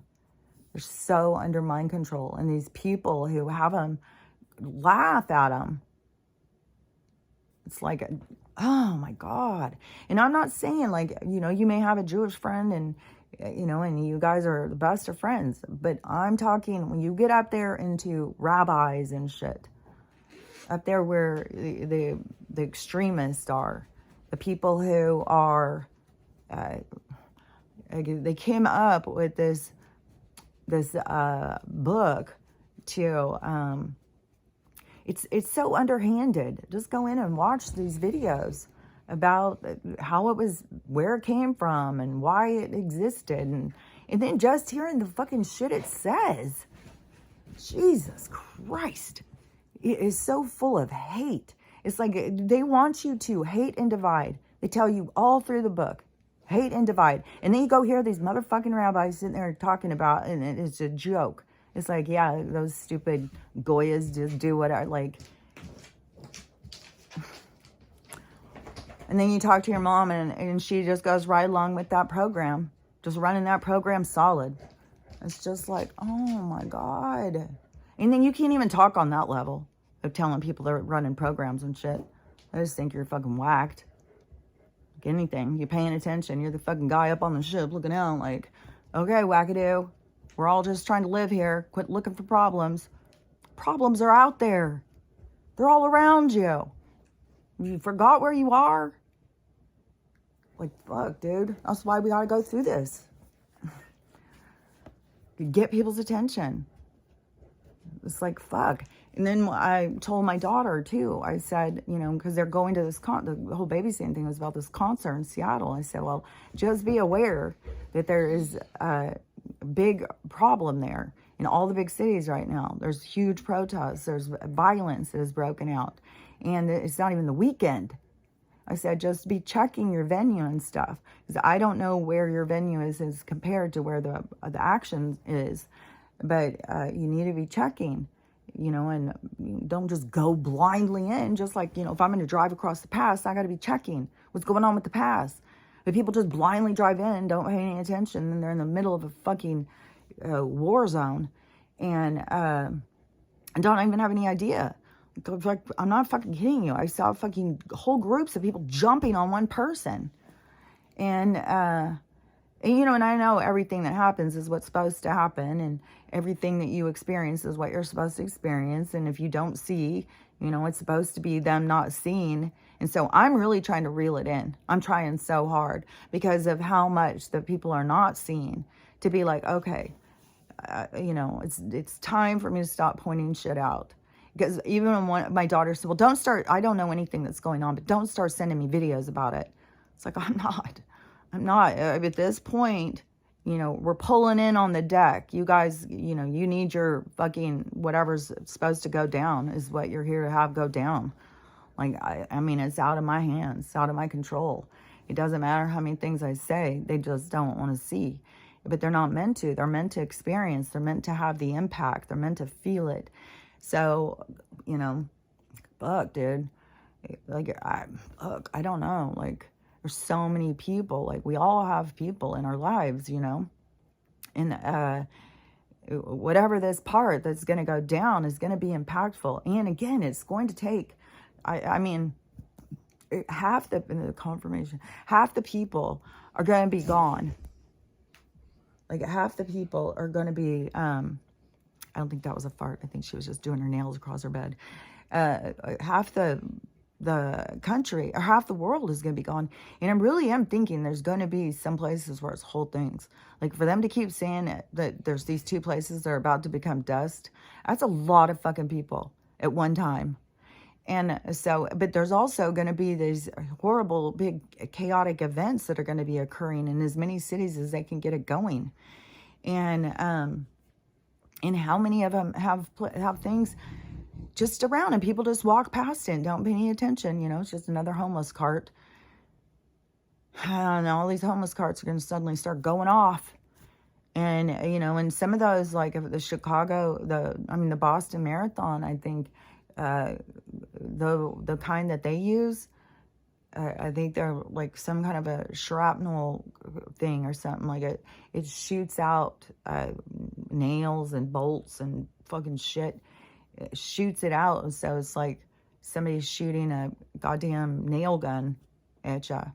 So it's like all of these this silver hard metals shoot out. So it's similar to bullets, but it doesn't have the tobacco in it that explode, but it still, explodes out and shoots with force. I mean, it cut people's fucking limbs off. And they use those rudimentary kind of type things are easy to make, but then the Oklahoma one too. Like, I mean, anything, like, fuck. And the way the police, like, when the guy said, and there were 7, he went around and showed all 7 and how they're exact looking thing. Like, what is wrong with the police? Where's the investigation? Dude, call the FBI. And I can't even comment. I can't do anything. It's like my hands are tied in every way. So it's just like, sit back and watch this shit play out. And and to me, it's called the military. And my mom is like all concerned, about them coming and arresting me at my house and dragging me out because I didn't pay my thing. And that's fear. See, that's, to me, not looking out on the stick, not being up there looking out like, oh yeah, okay, up there, they're taking everybody's houses. She's like, is like trying to control my behaviors to change, to be adapted to this societal norms, and so that I don't get myself in trouble. It's like, no, when have I ever done that? And so I said, well, if they come, I'll call the military, because the military is on our side. I'll call the military and say, I need help. Get these people removed from my property. These policy, these because what they are is the Yahtzees, and they don't even realize it. And but that's where, you know, you're going to get a big old view. That's why I say so many people are going to feel so much shame when they get the view of themselves, because they don't have a view of themselves. They don't see themselves. They don't know. They don't understand themselves. But when that happens, and they do, it's going to be such a shock factor. It's going to be so hard on their psyche, and feeling your soul. And because all these people are out there spreading hate, you're cut off from your soul. Your soul wouldn't be letting you do that. So when you get out of your mode of hate, when you let go of that emotion, and you relax into it for a second, and then all of a sudden you're going to feel, and you're going to feel the other side of that. So you're going to feel your own hatefulness, where that hate came from was inside of you. And so that is where, you know, the soul starts feeling shame and feeling bad about themselves, because, you know, you want to be of the light. You know, when you focus on your soul, what do you want your soul to be? A demon or an angel? How do you see yourself? And some people do see themselves as demons. You know, some people are full of dark energy, but no matter if they're full of dark energy, there's still the light. There's no, you know, that's their own balance inside themselves, because we're both, all of us are the dark and the light. It is all dependent on where you focus, what your balance is, and you have roles to play, you have lessons to learn. So it's way more complex and complicated than to just be like, oh, that person's so dark and they're so, you know, well, yeah, they're being dark here.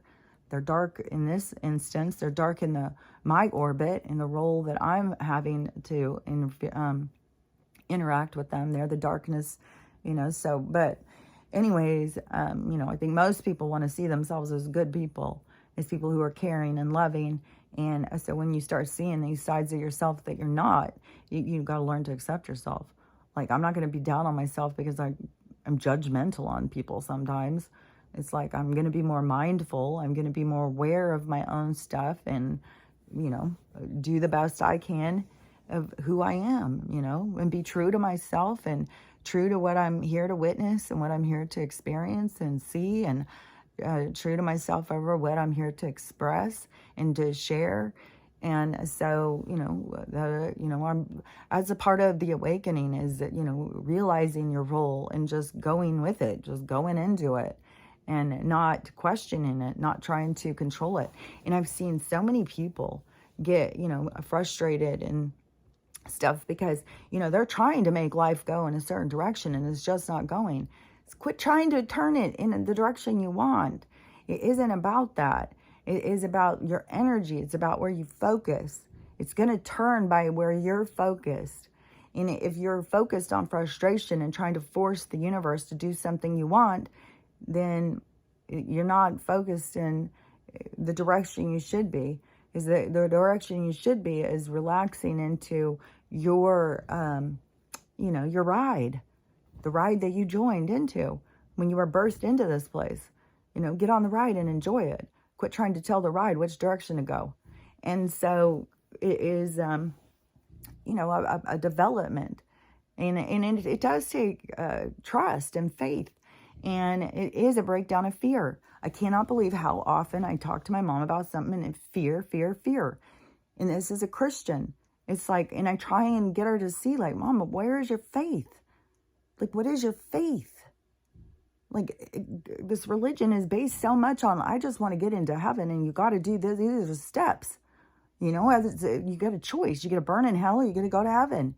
And these are the steps you have to take. They're also based on fear. They're also scared of going to hell. It's like, you're in hell, dude. You're in hell. Oh, no, it's way worse than this. It's like, oh, my God. They have you on such a, it's like a juvenile way of thinking. Yesterday, as I had done a TikTok, and it may have been the day before, I don't know, but it was the past sometime recent. And I had said about the, you know, not saying woo-woo, you know, using grown-up words. I cannot believe how many people I hear saying this. And I said, you know, it's time to start using spirituality, spiritual, mystical. No, not spirit. No, I said supernatural or mystical. And I'm sure there's other words. There's other words that, you know, I don't know them all, but there's words to express. Not just woo-woo. Well, it's strange. It's woo-woo. It's like, okay, let's go a little deeper. Let's go a little deeper. Let's just use some bigger words. Let's try and figure out what's going on here. And so it's just, I don't know, it bugs me. But this woman, supposedly, comes in and tells me, you know, like, what's wrong with saying woo-woo? I say it all the time. I've been a tarot reader for 40 years. And I'm also a Reiki healer or something like that. And I always say woo-woo. And so then I was just like, okay, do you? And so she's like, yeah, that's right. I will do me. I will do my own thing. And, you know, like, how dare you tell people that they shouldn't say woo-woo? And so I'm sitting there and I'm just thinking, how in the hell could a 40-year professional use words that are unprofessional about what they do? Like, I just kept on eating at me and eating at me. So I went in and I said something else. And I said that. I said, I'm really having a hard time thinking that somebody who is in a profession for 40 years would want people to use language like that. So I really don't. I think you're a bot. And they never said another thing. But it didn't make any sense. And I went and looked at their account. And I was just like, I don't know. I mean, they've got so many fake ass accounts on, but like, what? What? That doesn't make sense to me. I've been a professional in 40 years and, you know, the supernatural, mystical, you know, doing tarot. And you just want people to say woo-woo. You use that word too? You go around woo-woo? Like, okay, whatever. Everybody use whatever words you want to use. Do whatever you want, you know. Let's all go, like, you know, I'm saying it's a real thing. You know, come up with some real words about real things that are really happening to you. And start understanding, because that's our real life. It's the real part of who you are. That's the part of you. The woo-woo part of you is the real part of you. So that's just like so dismissive. And what we are is so much more valuable and so much more important, you know, and it is such a juvenile language. So anyways, you know, that's my judgmental opinion. Take with it what you will, you know, and not everybody has to do what I say. I can sit back in my own judgment. And every time I hear the word woo-woo, go like, God, do they not know any bigger words? Like, what's wrong with them? You know, but you know, at some point they'll say it enough times and they'll feel embarrassed when they'll hear somebody else with a higher intelligence use other words, and they'll begin to see like, fuck, I do need to go a little deeper into what this experience is about. What is it, you know? Not just like, you know, let's just wrap it up in a woo-woo. Like, okay. And it's just put it up in that little diaper and throw it away. It's just like, it doesn't make any sense to me. So, anyways, let's see. So, yeah, the Christians love the Jews hate the Christians, the fucking Yahtzees think that they're in charge of us and they're trying to destroy us. Got all these people out there just fighting and arguing, wanting everyone else's rights to be taken away. Like, I can't believe how many people are out there arguing and fighting and want more rights to be taken away. It's like, you guys see how they work on you? You see how this works? You stand back, you take a little, stand back a little and watch, observe, pay attention. I mean, people just go right into their hands every fucking time. So, anyways, but all this stuff has to keep playing out. And like I said, it's just like twisting around. Like, people have got feet in their mouth. Well, I support this. Well, I support that. Well, this is going, and it's all going this direction, that direction. And everybody's just in a fucking clusterfuck of emotions and what I believe and what I want and who I am. It's like, you gotta let go of it. You gotta let go of all of it. Even if you align, you know, as who you are, born into this certain group, there's more to that group than you think. You don't want to hold on to just, you know, you are separate. You're an individual. Just like, you know, you can sit here and look at me like this and just see this. But in my heart and soul, I'm way, I'm fucking in India. I'm in fucking China. I'm in fucking, Native American. I'm like all these things. You just see this. But inside of me is so much more. And there's memories and there's things that I love from these places and things that I love from these groups and stuff. Because, it's a part of us. But you got to connect to who you are. You're so much more. You are all these things. You are all these people. And you just want to keep dividing and dividing. And so, we got to keep going through this until, it's going to get uglier. Because, the only way that it ever gets to the point is half the people have to leave. Like, well, we can't get this worked out, so just get rid of the, It's like the universe was like, okay, we'll get to this point, and then everybody just go. It's like, but we get to the point where we're supposed to get, because we're in the movement, we're in the play, where we already know the end. We're just in the middle part, because we know we're headed to something good. Well, the group of us that is in my vibration and my frequency. So we know we're headed to someplace good. We know that all of this learning and all of this trauma and all of this experience is the seeds. It's the information. It's what we needed to learn. So when we go in to seed the new world, when we go in to bring the information, when we go in to set the new tone, the climate, it's going to, and it's not going to be like 10 of us in this city and we all see it this way. No, this is going to be an energy that goes out. And so there's going to be all these people going in different directions with this certain energy that is going to, like your energy affects other people. Just like what I was saying, why when you're processing, to try and get away from everybody's energy, go out, do something that is mindless to you. Go do something that you just can do without thinking about it. And then let yourself absorb into the thoughts that come in. And feel them, process them. Don't feel embarrassed because you're crying over something that happened when you were 2 years old. You didn't cry when you were 2 years old. You tucked it inside and you felt doubt about yourself and you felt bad about yourself. Now you got to let it go. You got to release what happened when you were 2 years old, 4 years old, 6 years old, what happened in some life a long time ago. You got to release that stuff. You got to process it. And so, yeah, cry.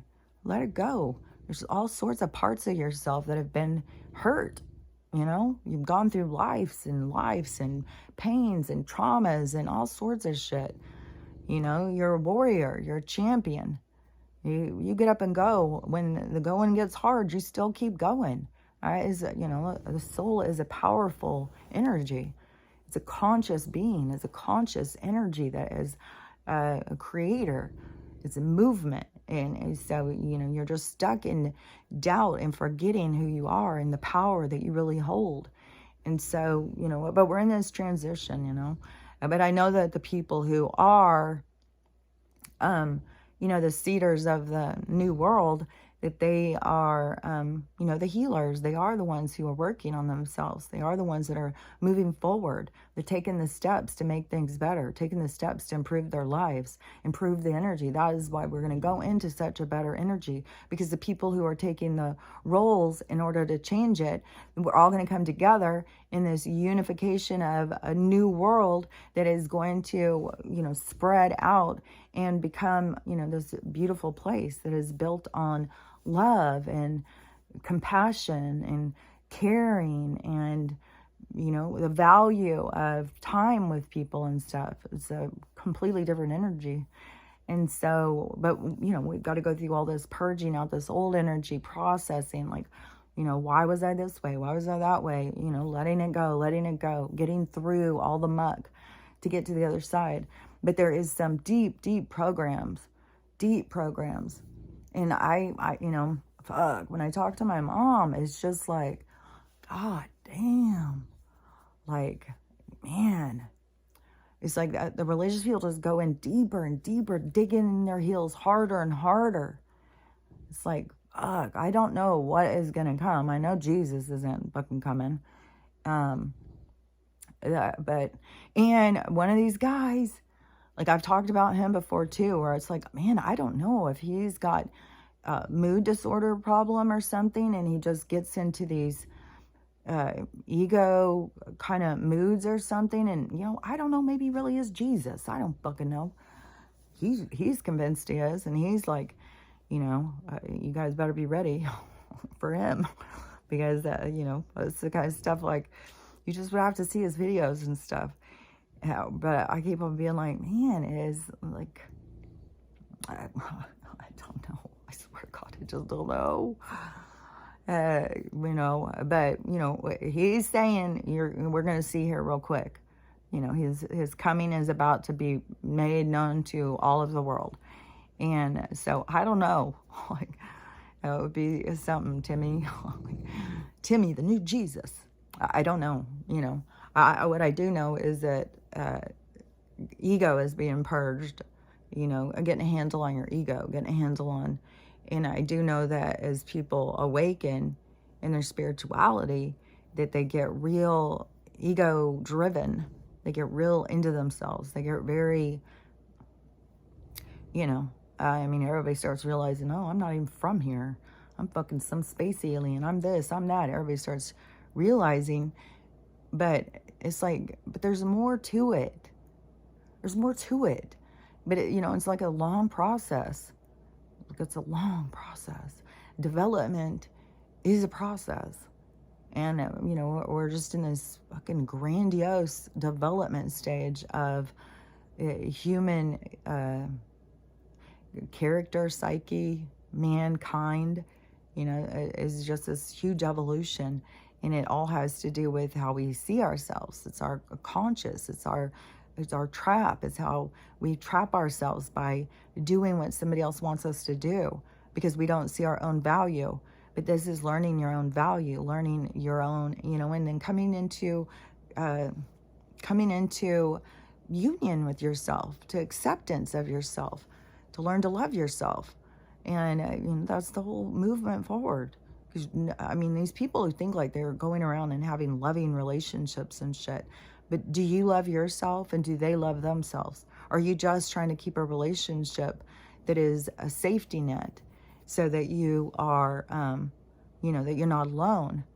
And maybe some people, part of their thing is like, you need to be alone for a while so you can see who you are.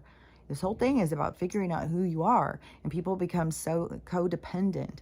They become dependent on groups, dependent on a person. And some people become very dependent on their toxic, like they're not doing good in their relationships, but they depend on each other to accept that. So codependency is not healthy. It can be super toxic to your own well-being. So, this is about your well-being. This is about you becoming independent from groups, independent from relationships. And if you can stay strong and stay true to yourself in a relationship, especially if somebody is like falling apart and shit, more power to you. Just keep in mind, just keep your awareness. Don't get absorbed into their problems. Don't let their problems become your problems. Don't let them put their behaviors and turn the energy of the house into something that everybody has to walk on eggshells or something. Get them to keep pulling their energy into themselves. Point it out in gentle ways, because people don't know. And then they may have a bad reaction when you tell them, like, it's just another person telling them something's wrong with them. Everybody just tells me something's wrong with me all the time. And they're feeling just overrun, beat down. That's why you gotta be gentle how you talk to people. The conversation in their head is a beat down. And so they're already overwhelmed with beating themselves down. And you step in to add in, be ready to just, have somebody snap back at you, and don't take it personally. If somebody snaps back, just get the idea. They have got way too much. They're overloaded. They can't process anymore. It's overdone. So, and so often we take that personally. Oh, well, I'm just trying to help you. Just, allow people to process, to just go through it. But, there's still got to be rules. Like, you can't just stomp around the house screaming and slamming all the doors and keeping us all tense.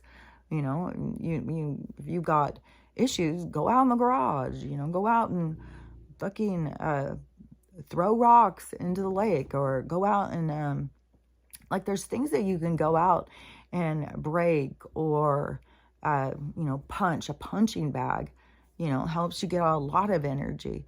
There's things that you can throw. Like there's those places you can go, but you can get hurt at these places. Like it was a good idea, but people are getting hurt at them. But you can go to those places where there's a lot of stuff. You can go and break stuff.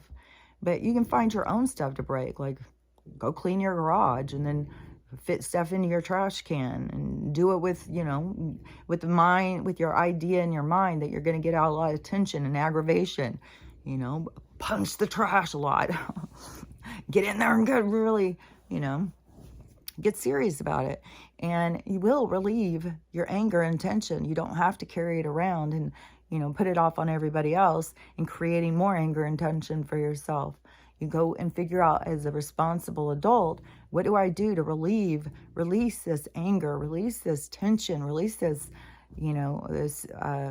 it's like you can feel when your fuse is just like you're about to lose your goddamn mind any second. So you've got to be aware of that. Notice those things, and do things that are good for you. Be like, fuck, this week has been fucked. I need to really, go to the gym if you don't have a punching bag, or buy a punching bag. Buy a fucking, those plastic clowns that they used to have, the punching clowns we used to have when we were a little kid. You blow up the clown and it stands like about 4 foot tall, and you just punch him. I can't remember his name. I bet you they still have them. Those things were cool, and just sit there. But think about the things you're releasing. Think about, your anger. Think about the person who said something to you when you were 2 years old. You can't get to them, but, you can, whatever it is, you need to picture them on that face and punching them and screaming what it is that you wanted to say back then. You can do that with a pillow. You may feel silly in a house full of people to go in your bedroom and sit and scream and punch your pillow and act crazy and yell at it like it's your grandpa or something. But, but that's another positive thing to being alone, so that you don't have you dance like nobody's watching.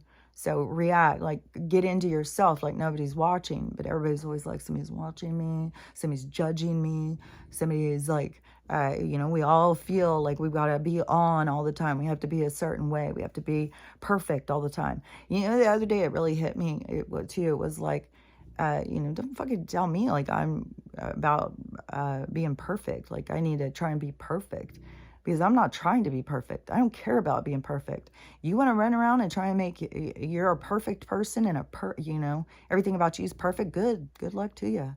Enjoy that. Let's talk about it later after we go through, after the game ends and we get to the other side. Tell me how it worked out for you. So, don't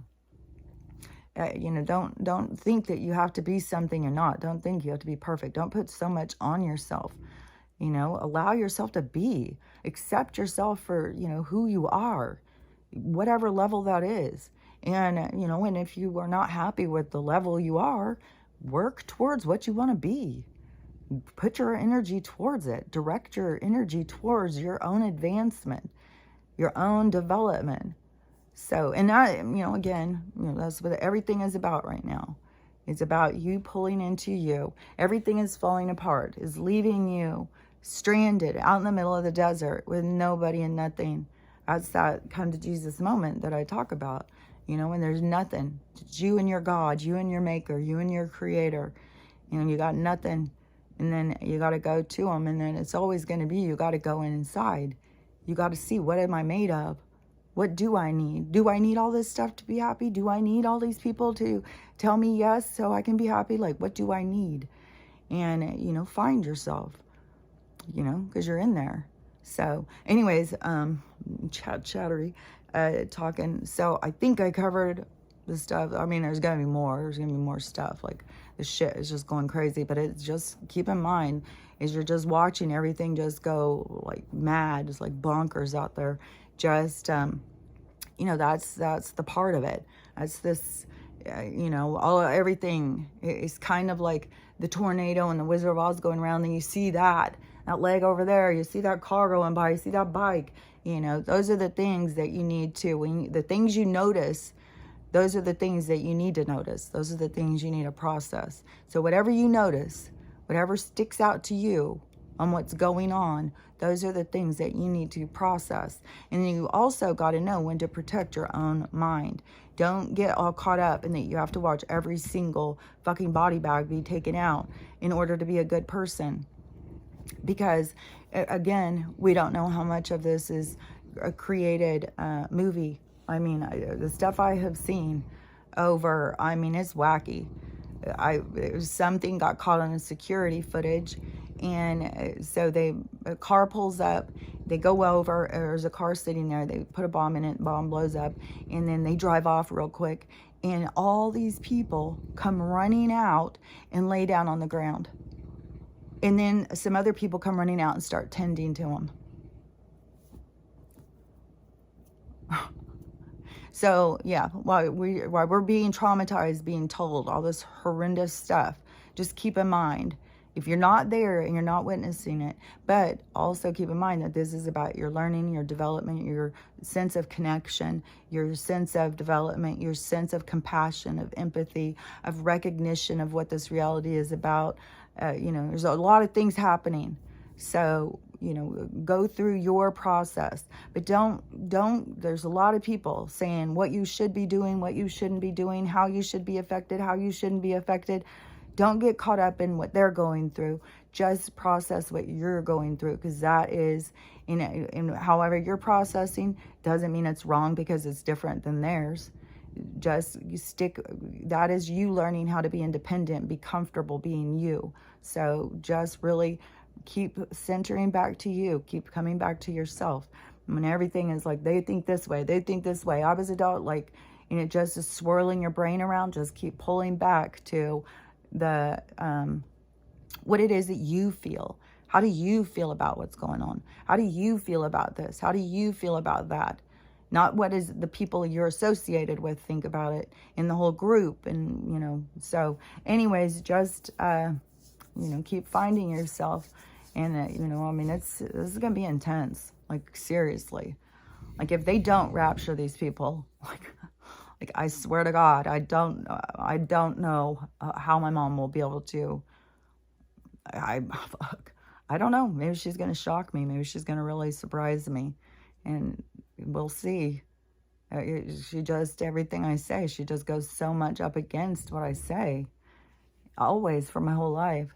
So, I don't know. We'll see how it plays out. And maybe I'm the one who's crazy, but it's weird how I keep saying things and it all keeps on going just the way I said. So, I don't know. We'll see. We'll see how, but we'll see. That's all we can do. Nobody knows until we get to the other side. Then that's when we see. Everything else is just leading us up to seeing. And we all have our, and again, it can be our souls, what we're supposed to see, what we're here for, what is the next step in our evolution. That is what we're going to be seeing, what's going to be making more sense. And my stomach's about to start growling. I was thinking this morning too, it's so weird because I'll feel so hungry and then I'll go in and start trying to find something to eat and everything is just like, ugh, sick, ugh, gross.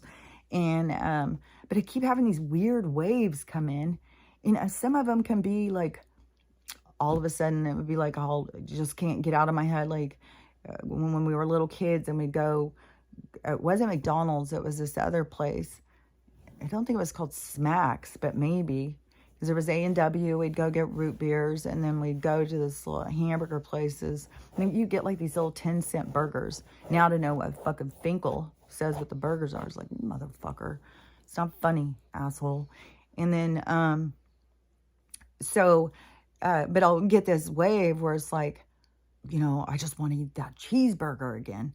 Or I just want that roast my mom made back when I was like 6 years old. I just want to eat that roast, which I never, roast was like the worst. I loved the vegetables though. I love the roasted vegetables in that.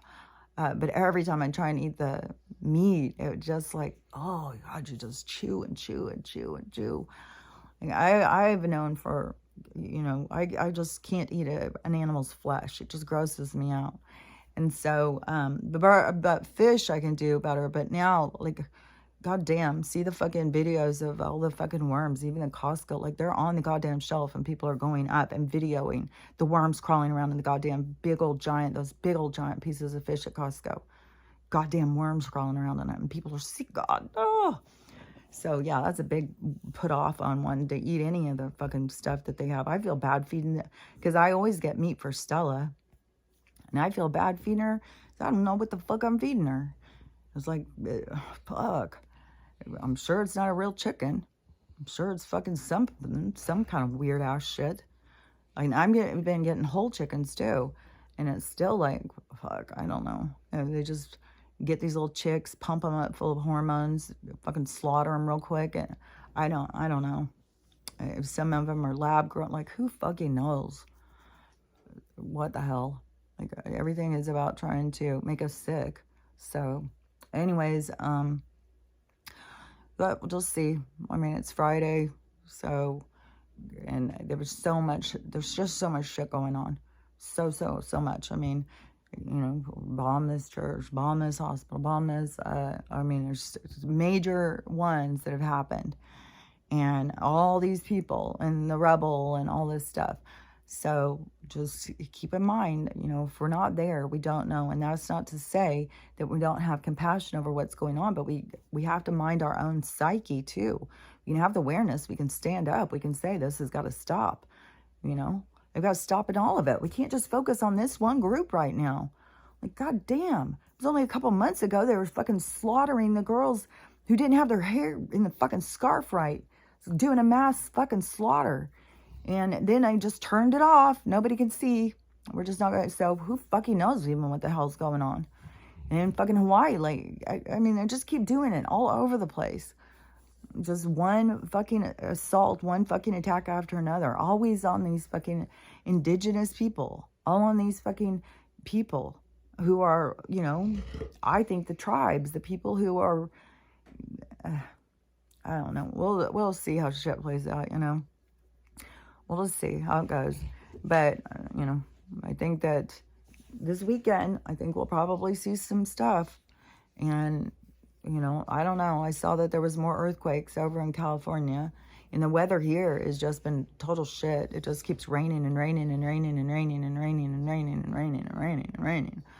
And it's just dark and it's just shitty. It's just like, fuck, I wanted to get out of here so bad, too. It's just like, oh, my God. Oh, please don't let me be trapped here a whole nother fucking winter. Fuck. What would that be? 2020. My worst winter was my dark night. That was 2015, I think. Then this up here, though, I've been in all of these by myself and snowed in so many times. But is this going to be my third or my fourth winter? Fuck.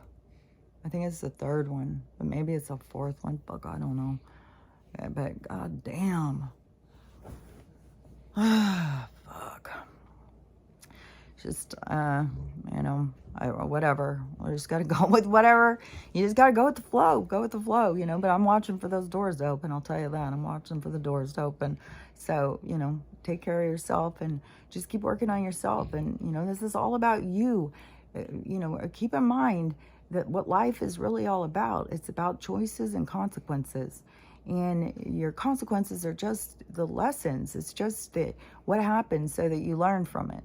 So whatever choices you're making, however you're approaching all this chaos that's going on, if you're getting yourself all caught up in it, if you're getting to the point where you're fighting with other people over other people's problems that you know nothing about, and then they keep bringing up more history, and you keep having to find your foot in your mouth, you know, just keep on humbling yourself. You know, keep on doing you. Keep on going through your process, because whatever it is, you know, it's deep soul stuff that you are releasing, that you're going through. So you don't have to just do like how I say. Go with what you have inside you. Always go. Find yourself in there. Find yourself in all this chaos. Find yourself. And I'll talk to you later. Bye.